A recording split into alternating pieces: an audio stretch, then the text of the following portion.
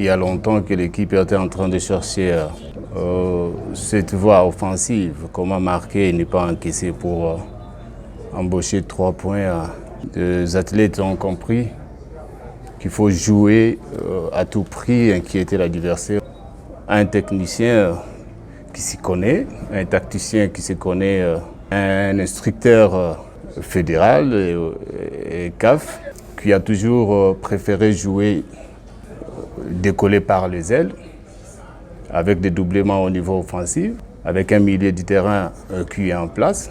Face à Sangaba Lindé, ce sera une autre match. Je sais que Sangaba Lindé, c'est parmi les grands clubs du pays. Nous savons que faire pour aborder ce match, chercher des méthodologies tactiques afin d'inquiéter leurs portiers.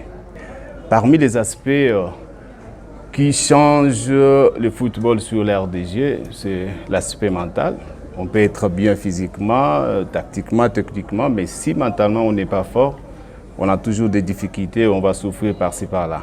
Après avoir écarté les 14 joueurs qui devaient être ensemble avec les autres, il fallait beaucoup de temps.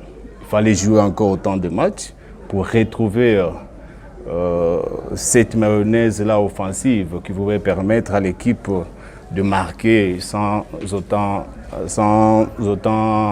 encaisser et aussi avoir les 3 points au finish. C'est un avantage que vous soyez passé par Balindé. Oui, ça peut aussi être un avantage parce que l'équipe de Sangaba Lindé regorge, je l'ai dit avant, c'est parmi les clubs qui a au moins 80% des joueurs qui ont fait plus de 5 ans ensemble. C'est-à-dire tous ces joueurs, je les ai vus jouer, je connais comment ils se débrouillent. Il ne vous reste pas à vous